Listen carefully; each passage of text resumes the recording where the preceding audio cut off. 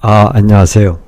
아, 파스칼 기냐르의 주요 작품 요약과 발췌문 오늘 5번째 시간입니다. 오늘은 파스칼 기냐르의 후기 작품인데 하룻낮의 행복, 르보네 허데슈, 하룻낮의 행복. 우리나라에도 번역판이 나와 있죠. 이 하룻낮의 행복이라는 작품에 대해서 같이 살펴보도록 하겠습니다.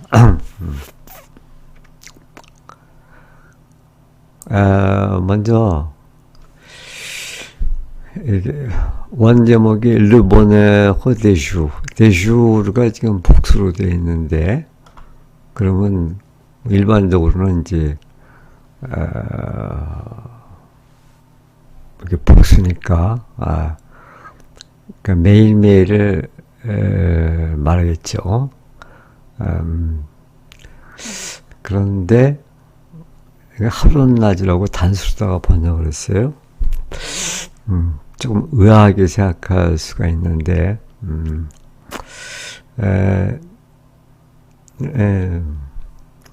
여기에 대해서 이 굉장히 타당하다는 이제 그런 얘기가 있습니다. 뭐냐면은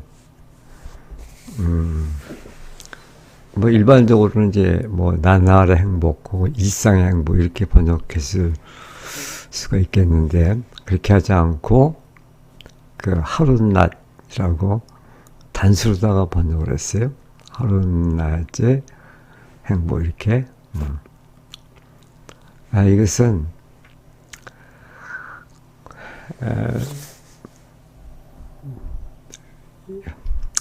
끼냐르에게 그 진정한 행복이라는 것은 영원히 지속되는 상태가 아니라, 그러니까 매일매일 끊임없이 지속되는 그런 게 아니라, 어둠 속에서 번쩍이고 나타나는 찰나의 행복을 말합니다.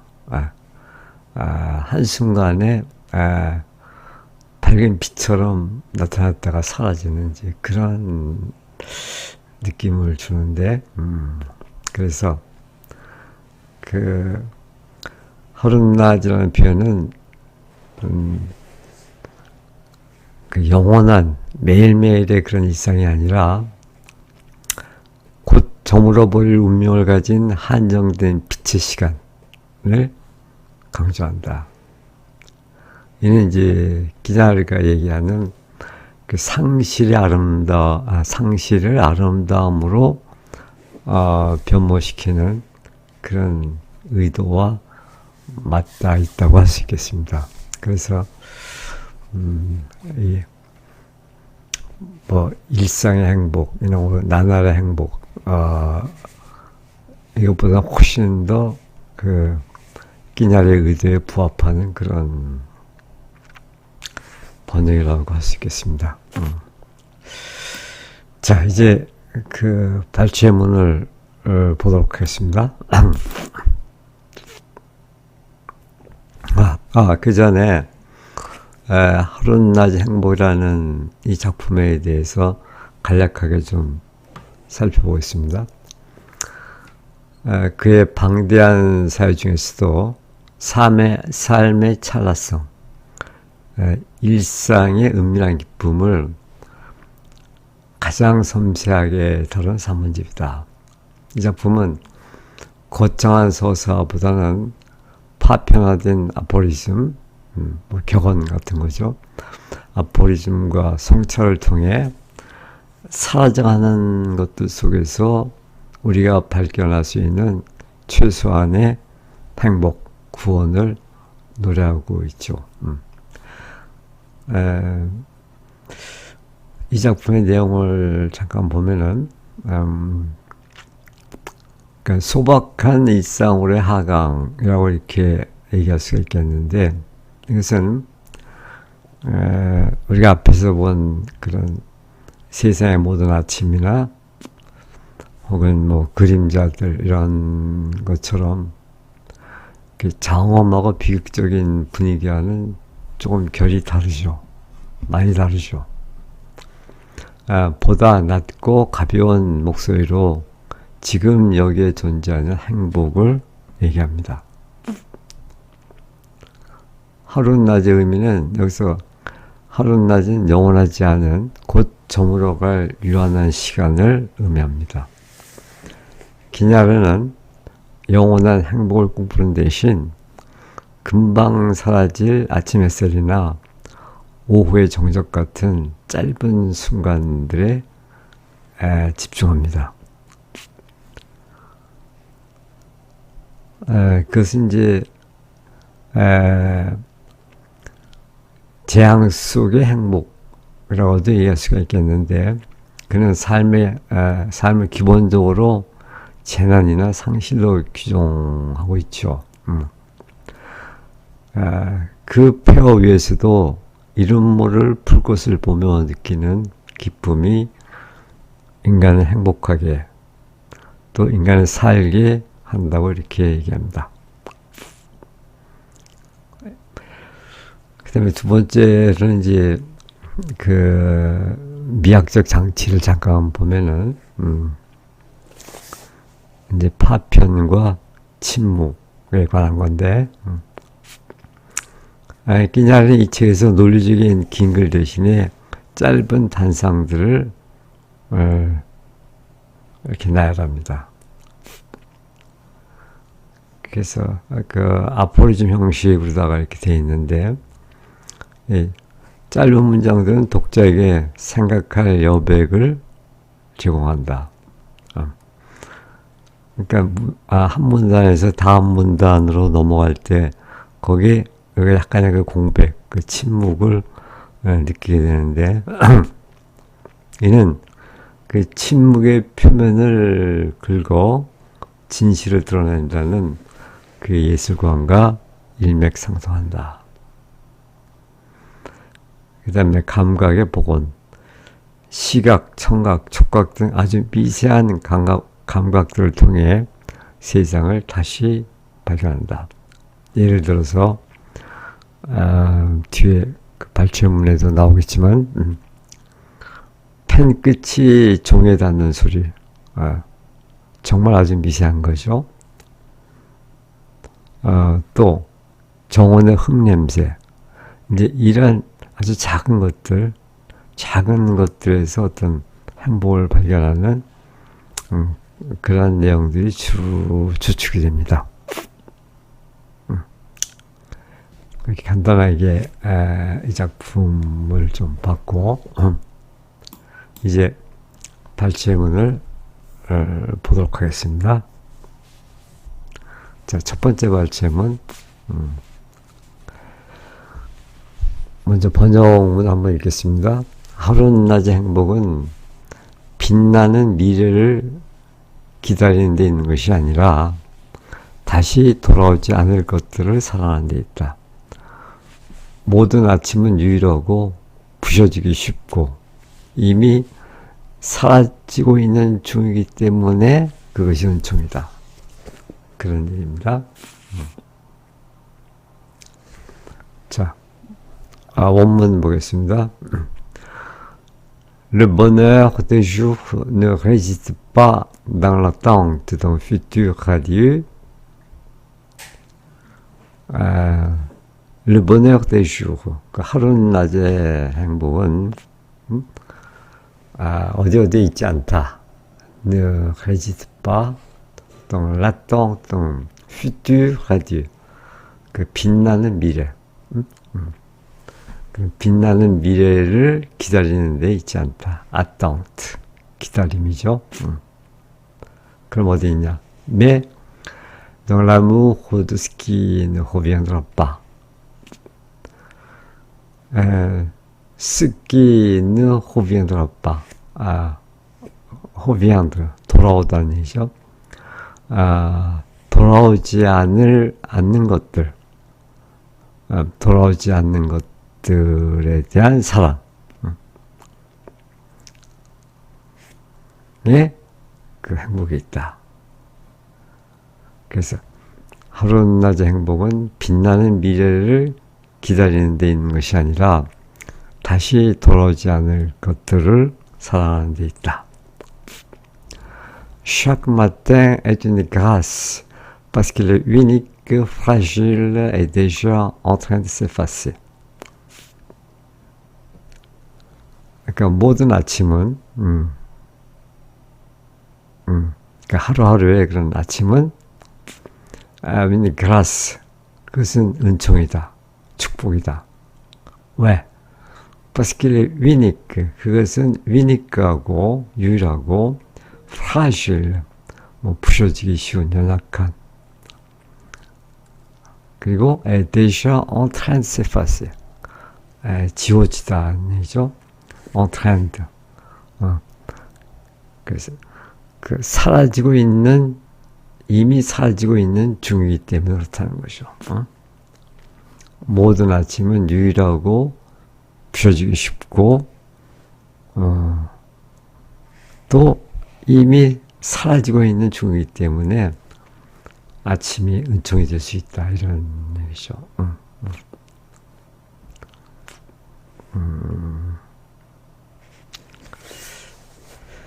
자, 아주 아름다운 문장이네요. 그래서 이제 모든 사라지는 것들에 대한 그 끼냐리의 그 애정을 보여주고 있죠. 두 번째, 고독 속에서 발견하는 정적의 기쁨. 정원에 홀로 앉아 그림자가 옮겨가는 것을 지켜볼 줄 알아야 된다. 이 침묵의 움직임만이 유일한 진실이다. 세상으로부터 이렇게 물러나 있을 때 우리는 아무것도 부족하지 않다. Il faut savoir s'asseoir seul.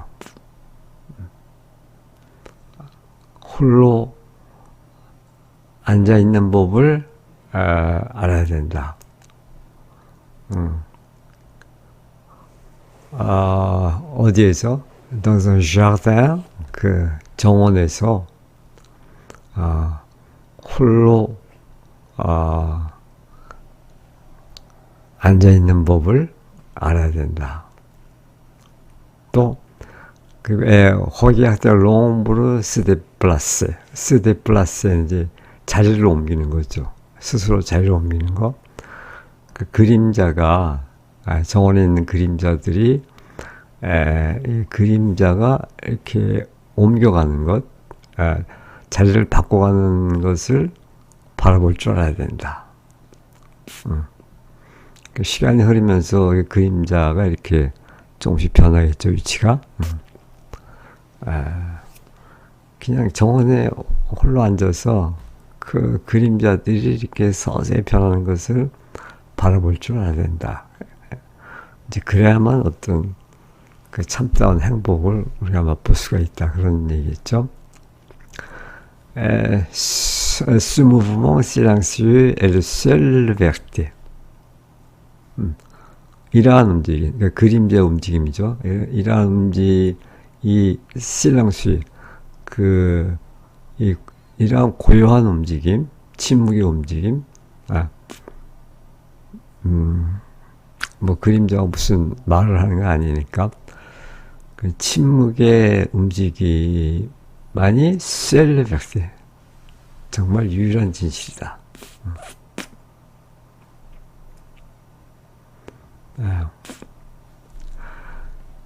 Dans ce retrait du monde, on ne manque de rien. retrait, 이렇게 물러나 앉는 것이죠. retrait, 은퇴. 그러니까 이렇게 세상으로부터 물러나 있을 때, 세상으로부터의 물러남 속에서 on ne manque de rien. 뭔게 부족하다, 결핍되다, 이런 뜻인데, 우리는 아무것도 결핍되는 것이 없다. 모든 게 충만하다, 이런 얘기죠. 세상으로부터 이렇게 물러났을 때 우리는 아무것도 부족하지 않다.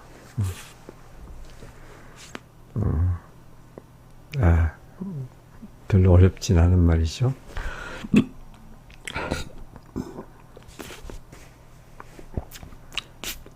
그러니까 모든 사회적 관계에서 벗어나 홀로 존재할 때 비로소 마주하게 되는 어떤 근원적인 그런 평화를 나타내고 있죠.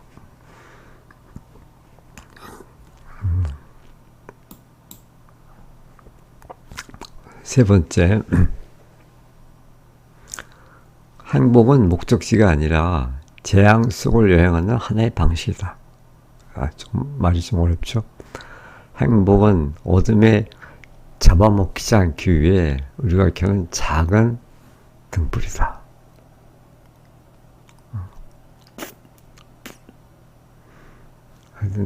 문장들이 전부 다 아주 시적이에요. Le bonheur n'est pas un but. 행복은 목표, 목적지, 목표가 아니다. 행복은 우리가 추구해야 할 그런 목표가 되는 게 아니다 이 말이죠. 그럼 행복은 뭐냐? C'est une manière de voyager. 여행하는 방법이다. 너는 디자스트르는 이제 재앙이죠. 재앙. 그 재앙 속을 우리가 여행하는 방법이 그게 행복이다. 행복은 목적지가 아니라 재앙 속을 여행하는 하나의 방식이다.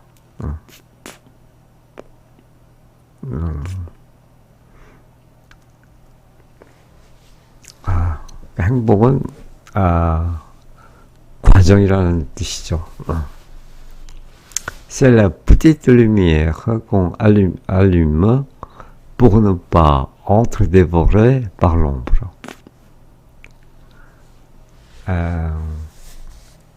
그 행복은 petite lumière, 작은 불빛이다. petite lumière, 작은 불빛이다. 작은 등불이다.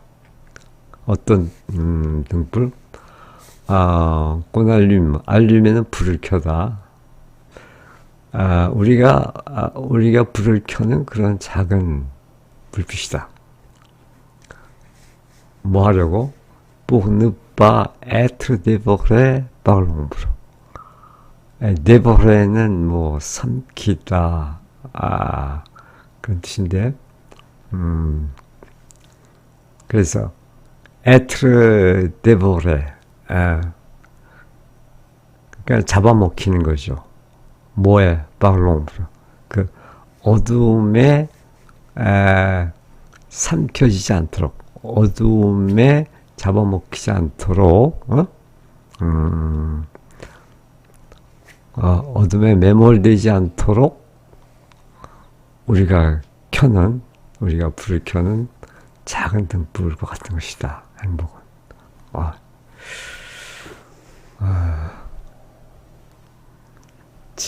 정말 시적으로 아름답네요.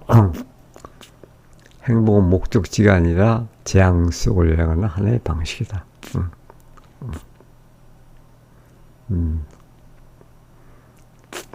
행복은 어둠에 잡아먹히지 않기 위해 우리가 켜는 작은 등불이다.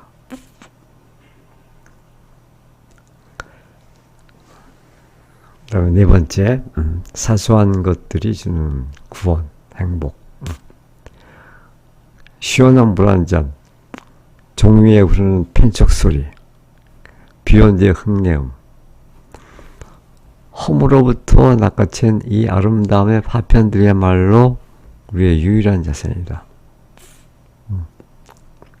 우리의 유일한 행복이다. Un verre d'eau fraîche, 시원한 물 한 잔, le bruit d'une plume sur le papier, 종이 위에 긁히는 플림 펜이죠. 펜촉 소리, 그러니까 펜촉이 종이 위에 긁히는 그 소리. 우리가 종이에다 무언가를 쓰기 위해서 이제 펜을 사용하는데 그때 그 긁히는 소리. 또 le parfum de la terre après la pluie. 비 온 다음에 그 대지의 향기. 비 온 다음에 그 대지에서 피어오르는 그 향기.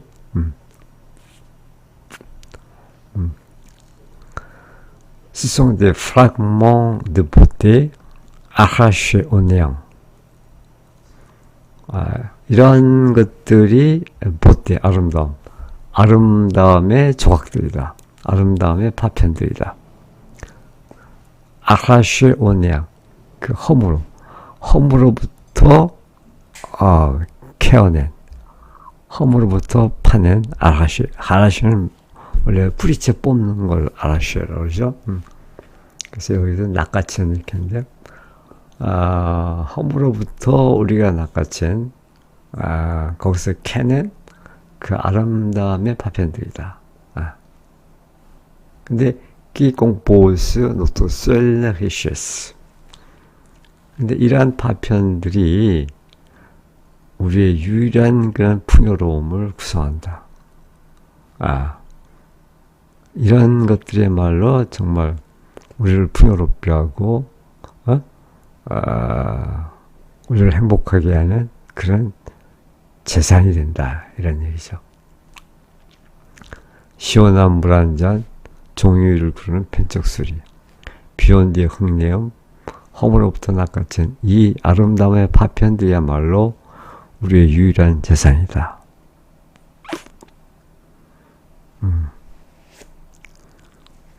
거창한 그런 철학이 아닌 아주 미세한 감각적 경험들이 인간을 어떻게 구원하는지 얘기하는 것이요.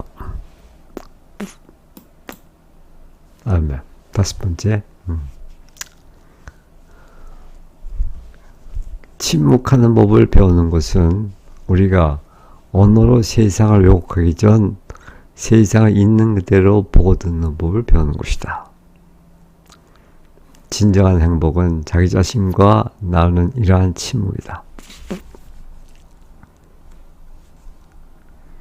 apprendre à se taire, se taire, 침묵하다. 침묵하는 것을 배우는 것. 침묵을 배우는 게 뭐냐? C'est apprendre à écouter le monde tel qu'il est. 있는 그대로의 그것. 그러니까 écouter le monde, 세상을 있는 그대로 듣는 것. 있는 그대로의 세상을 보고 듣는 것을 배우는 게 바로 침묵을 배우는 거다 이거죠.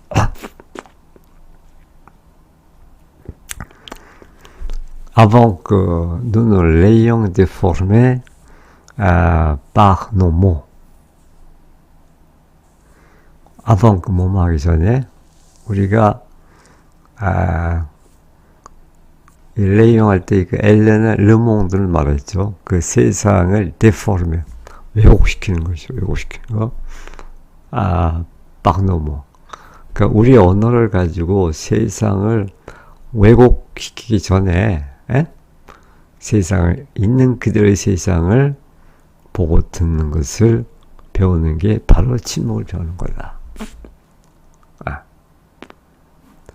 침묵하는 법을 배우는 것은 우리가 언어로 세상을 왜곡하기 전 세상을 있는 그대로 보고 듣는 법을 배우는 것이다. Le vrai bonheur est ce silence partagé avec soi-même. 진정한 행복, vrai bonheur는 ce silence, 침묵, partagé, 나누는 avec soi-même, 자기 자신과 함께 나누는 이러한 침묵이다. 진정한 행복은 자기 자신과 나누는 이러한 침묵이다. 침묵하는 법을 배우는 것은 우리가 언어로 세상을 왜곡하기 전 세상을 있는 그대로 보고 듣는 법을 배우는 것이다. 진정한 행복은 자기 자신과 나누는 이러한 침묵이다. 6번째, 작은 기쁨이란 없다. 무리의 모든 반사, 나무벽의 삐걱거림 하나하나는 거대한 사건이다. 사라지는 것들을 소중해야 한다. 왜냐하면 바로 그것에 찬란함이 머물기 때문이다. Il n'y a pas de petite joie. 작은 기쁨, 작은 기쁨. 작은 기쁨이라는 건 없다. 도대체 뭐가 큰 기쁨이고 뭐가 작은 기쁨이냐? 그런 거 없다 이것이죠. 모든 작은 기쁨도 다 소중하고 위대한 것이다. 이라는 건데, 왜냐하면 chaque reflet sur l'eau, 그 물 위에 비친 어떤 반사의 빛, 모든 그 그림자,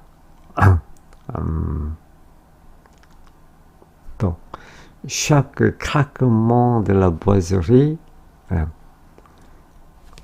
또 모든 그런 크라크먼 이제 그 어떤 삐걱거리는 소리를 말하는데,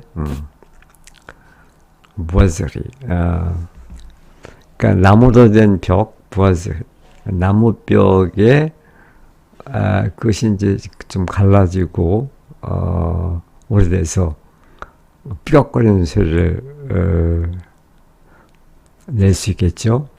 그러한 그 나무벽에 삐걱거리는 소리 하나하나가 에베nement immense, 이 거대한 그런 사건이다. 사건.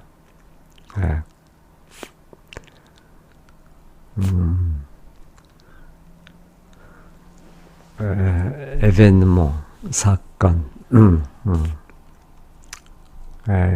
이 사건이란 말이 알랭 바디오 그 철학을 조금 얘기하면은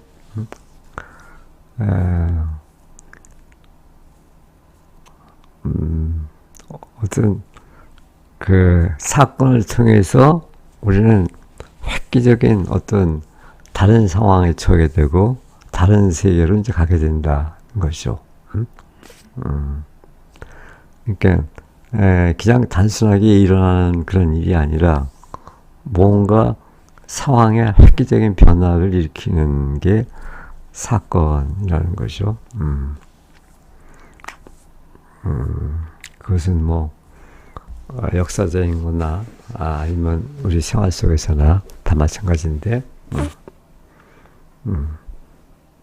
뭐 예를 들면 뭐 혁명이라든지 또 어떤 상황에 180도 어떤 그런 반전을 이루는 그런 일.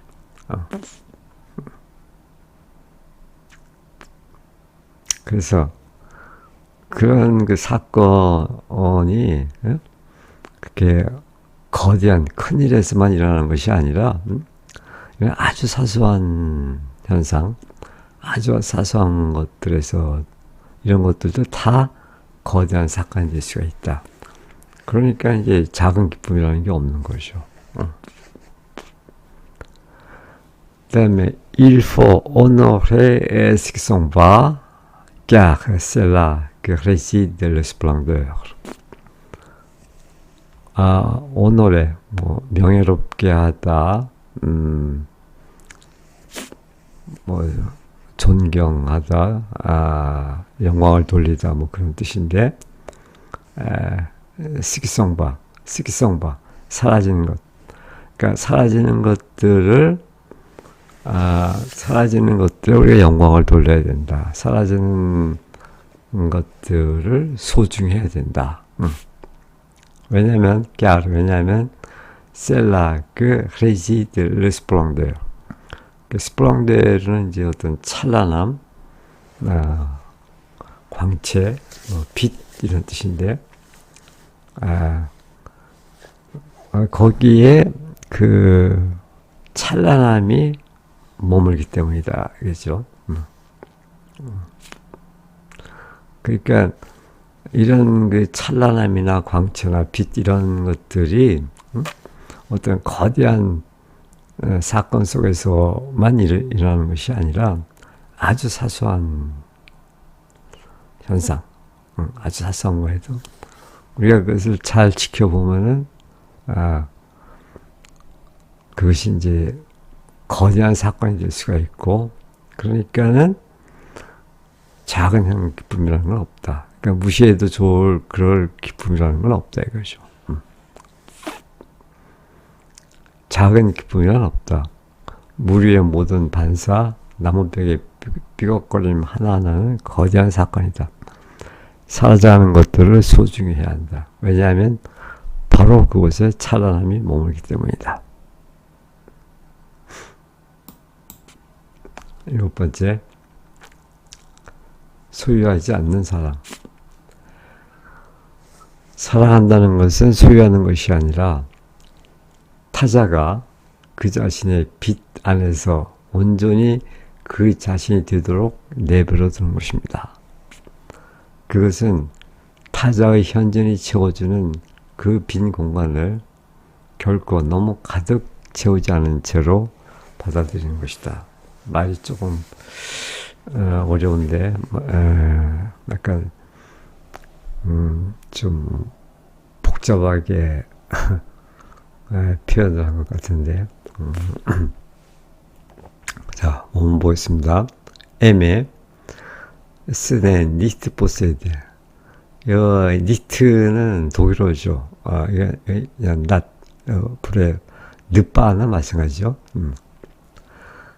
그래서 사랑한다는 것은 포세드, 소유하다. 소유하는 것이 아니다. 셀레스 로트르 에트 스키의 동사 포폴루미에르. 로트르 타자. 그러니까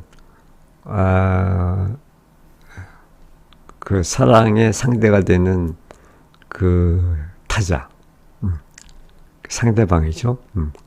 그러니까 그것은 상대방을 레세트, 이렇게 존재하도록 놔두는 것이다. 어떻게 존재하냐면 스킬레 동사 포프르미에르. 이 싸는 그 로트르죠. 그 상대방의 그런 고유한 빛 속에, 상대방의 고유한 빛 속에 그가 있는 그대로 그렇게 놔두는 거죠. 그러니까 상대방이 있는 그대로 이렇게 놔두는 거죠. 사랑한다고 상대방을 어떤 나에 예속시킨다든지, 내 뜻대로 어떻게 변화시킨다든지 이렇게 하는 것이 아니라 그냥 상대방이 있는 그대로의 모습 그대로 이렇게 놔둔다는 거죠. 다시 말하면 c'est accepter le vide que sa présence comble sans jamais le saturer. 또 그것은 accepter le vide, 그 빈 공간, 그 빈 공간을 받아들인다는 것이다. 어떤 빈 공간이냐면 그 sa présence 공블레는 채우다 이런 뜻인데, 그 sa présence, 그 상대방의 존재, 상대방의 현존이 채워줄 수 있는 그 빈 공간. 그러니까 사랑을 하게 되면 이제 상대방이 나의 그 빈자리를 이렇게 채워주게 되죠. 그런데 채워주는데 sans jamais le saturer. 결코 이때 르는 르비드예요. 그 빈자리. 그 빈자리를 사투레는 이제 가득 채우다. 결코 그 빈자리를 가득 채우지 않게 그러니까 나의 빈 자리에 얼마만큼을 남겨두는 것이죠. 남겨두고 어느 일정한 부분을 상대방이 채워주는 그런 상태로 그 빈 공간을 나의 빈 공간을 수용하는 받아들이는 것 그런 일입니다. 근데 이제 그것을 번역하기가 굉장히 말이 어려운 것 같은데요. 사랑한다는 것은 소유하는 것이 아니라 타자가 그 자신의 빛 안에서 온전히 그 자신이 되도록 내버려두는 것이다. 그것은 타자의 현존이 채워주는 그 빈 공간을 결코 너무 가득 채우지 않은 채로 받아들이는 것이다.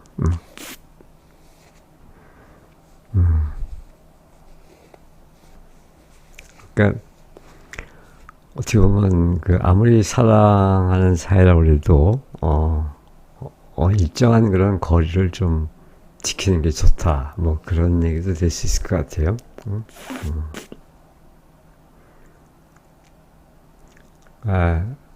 사랑을 빈 공간을 채우는 일로 보면서도 그 공간을 완전히 메워버리지 말라고 경고한다. 타자의 존재가 내 안에 빈 곳을 메워주되 그 관계가 숨이 막힐 정도로 과포화되지 않아야 된다는 것이다.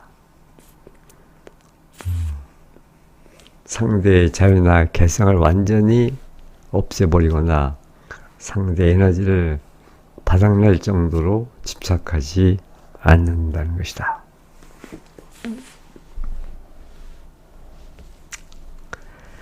여덟 번째,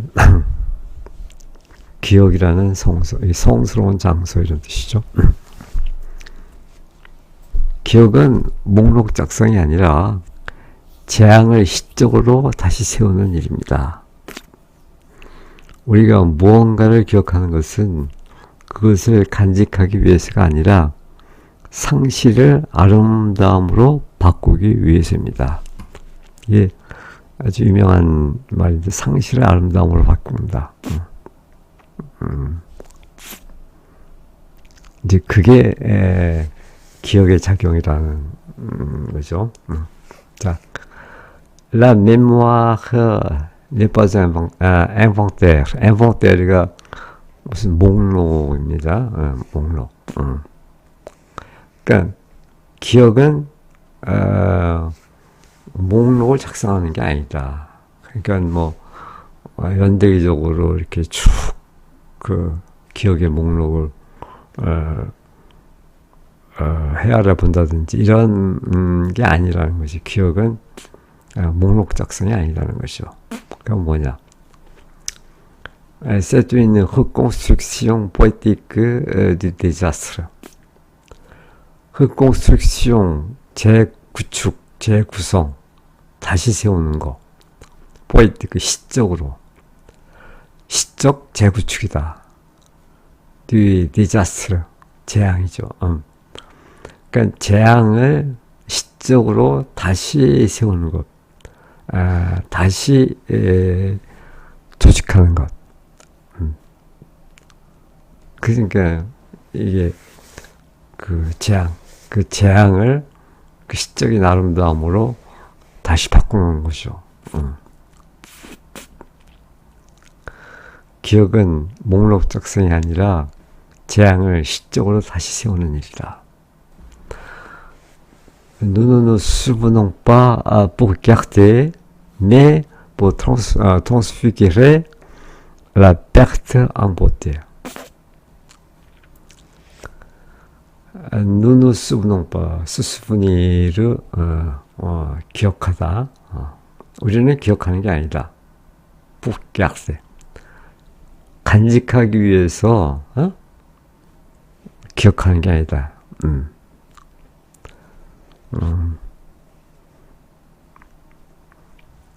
자,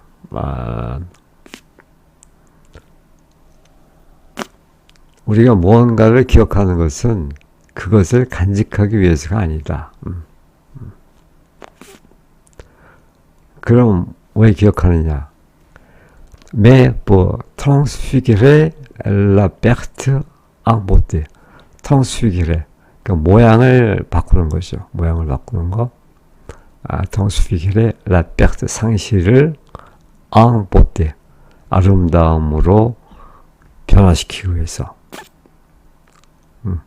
상실을 아름다움으로 변화시키기 위해서 우리가 뭔가를 기억하는 거지. 다만 그것을 이렇게 차곡차곡 쌓아두려고 기억하는 게 아니다 하는 거죠. 기억은 목록 작성이 아니라 재앙을 시적으로 다시 세우는 일이다. 우리가 뭔가를 기억하는 것은 그것을 간직하기 위해서가 아니라 상실을 아름다움으로 바꾸기 위해서다. transfigurer la perte en beauté. 상실을 아름다움으로 바꾼다.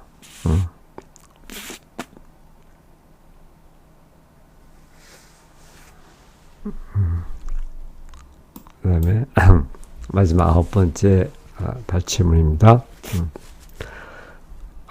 육체와 영혼의 신비한 일치.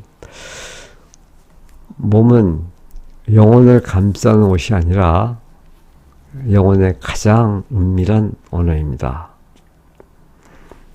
어느 저녁의 피로 속에서, 혹이나 갈망 속에서 영혼은 말로는 다 표현할 수 없는 힘으로 몸은 자신의 존재를 드러낸다.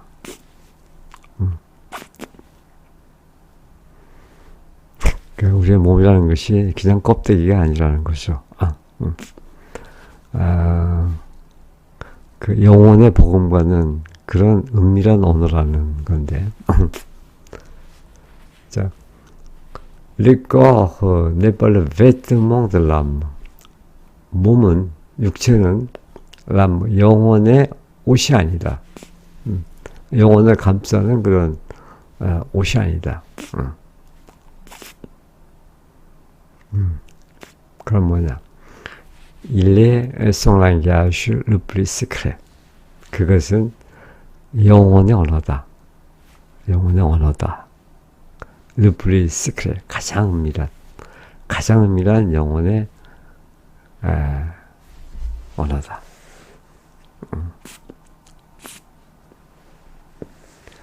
Dans la fatigue d'un soir, dans la faim ou le désir,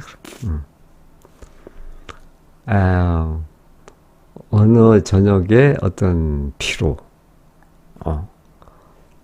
어느 날 저녁에 어떤 피로, 또 혹은 dans la faim, 허기, 굶주림, ou le désir, 혹은 어떤 욕망,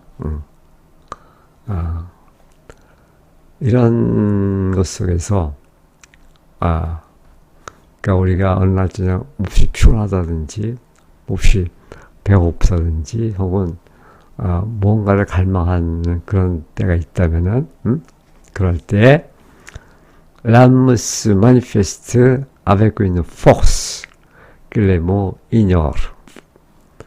영혼은 그 스스로를 드러낸다. l'âme se manifeste. 스스로를 뭐를 통해서? 몸을 통해서 드러낸다는 거죠. avec une force.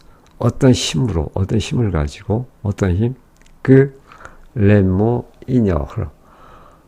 그 언어는 알지 못하는. 그러니까 언어로는 표현할 수 없는, 언어가 알지 못하는 그런 어떤 힘을 가지고 영혼은 스스로를 우리 몸을 통해서 드러낸다 이거죠. 어느 저녁의 피로 속에서 혹이나 갈망 속에서 영혼은 말로는 다 표현할 수 없는 어떤 힘으로 몸은 자신의 존재를 드러낸다.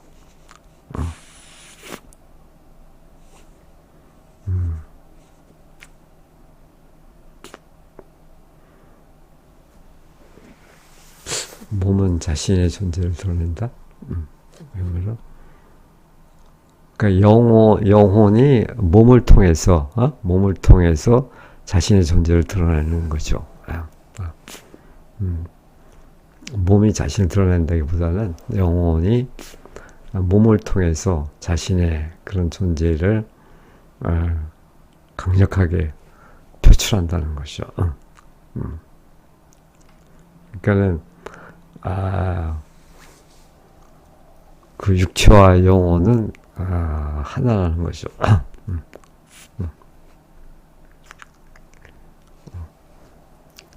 그런데 그 육체의 언어는 말로는 표현할 수 없는 그런 영혼의 은밀한 언어다. Le corps n'est pas le vêtement de l'âme. 몸은 영혼의 옷이 아니다. Il est son langage le plus secret. 몸은, 육체는 가장 은밀한 영혼의 언어다. Dans la fatigue d'un soir, 오늘날 저녁의 피로, 혹은 dans le faim, 거기, ou le désir, 어떤 갈망 속에서 l'âme se manifeste, 영혼은 스스로를 드러낸다. avec une force, 어떤 강력한 힘으로, 어떤 힘? 그 레모 이녀르, 언어는 알지 못하는, 언어로는 표현할 수 없는 그런 어떤 힘으로 강력하게 영혼이 자신을 몸을 통해서 드러낸다 이거죠.